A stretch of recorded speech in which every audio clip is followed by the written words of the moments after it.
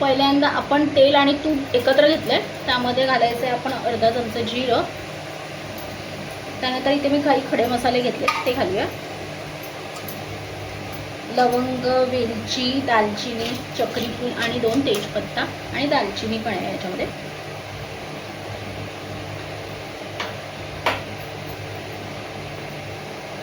आता याच्यामध्ये आपण घालायचा आहे हा स्लाइस केलेला कांदा आहे, तो घालायचा आहे. अर्धा कांदा मी स्लाइस करून घेतला आहे. एक मिरची घालायची त्याच्यामध्ये बारीक करून. याच्यामध्ये मी अर्धा कांदा जो बारीक स्लाइस केलेला आहे तो आणि अर्धा कांदा मी याच्यामध्ये पेस्ट करून घेतला आहे. त्याच्यामध्ये अद्रक आणि लसूण टाकलं आहे आणि कोथिंबीर टाकले आहे. थोडंसं पुदिना टाकलं आहे. पुदिना नसेल तरी काही हरकत नाही, कोथिंबीर टाकून आपण ह्याचं एक वाटण करून घ्यायचं आहे बिर्याणीसाठी. आपण हे वाटण टाकायचं. आता वाटण आणि हे छान आपण मिक्स करून घेऊया. त्याला थोडंसं शिजू देऊया, जेणेकरून अद्रक आणि लसूणचा जो काही उग्र स्मेल आहे तो निघून जाईल. आता हे जे वाटण टाकलेलं ते छान शिजलं आहे. याच्यामध्ये टाकायचं तर एक एक भाज्या टाकायच्या. मी टाकला टोमॅटो. छान मिक्स करून घेऊया.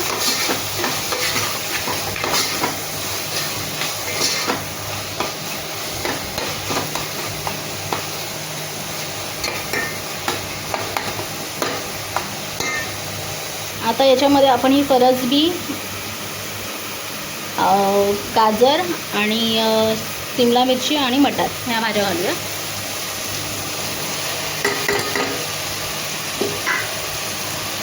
सोबतच घालूया आपण एक छोटा बटाटा, ज्याच्या साल काढून घेतल्यात मी आणि स्वच्छ धुवून घेतल्या पाण्याने. मिक्स करूया आणि भाज्या थोड्याशा शिजवून घेऊया. आपण शिजवायची तशी काही गरज नाही आहे, पण थोड्याशा अशा परतून घेऊया, म्हणजे सगळं काही एकत्रित मिसळून येईल. त्याच्यामध्ये आपल्याला मसाले घालायचे आहेत आणि दहीसुद्धा आता पुढे घालायचं आहे. तर छान असं आपण मिक्स करून घेऊया. यामध्ये घालूया चवीनुसार मीठ. आता यात घालूया हळद. लाल तिखट घालायचं आहे 1 चमचा.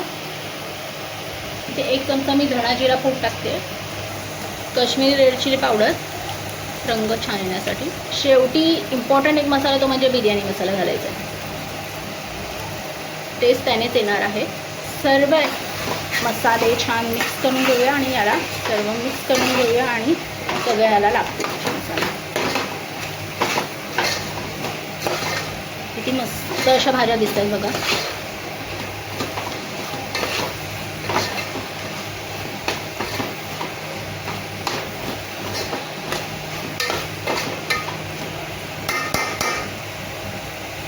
या घातलं मी अर्धी वाटी दही आणि मिक्स करून घ्यायचं आहे ना.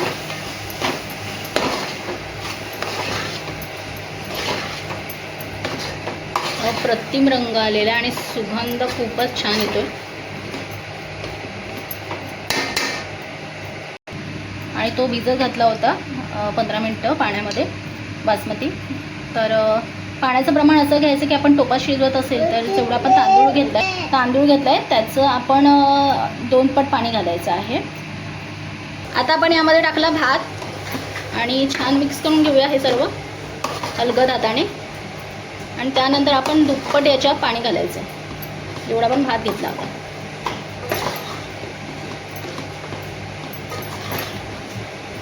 छान मिक्स करून घ्यायचं आधी.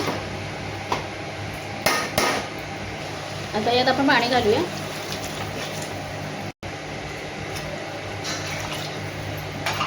परफेक्ट मेजरमेंट आहे. जेवढा तुम्ही तांदूळ घेता त्याचं दुप्पट पाणी घालायचं टोपात असेल तर. आणि जर तुम्ही कुकरमध्ये शिजवत असाल तर 1.5 पट पाणी घालायचं आहे. तर आता हा मस्त असा आपला तांदूळ मस्त मऊशी शिजणार आहे, कारण आपण त्याला ऑलरेडी भिजत घातलं होतं.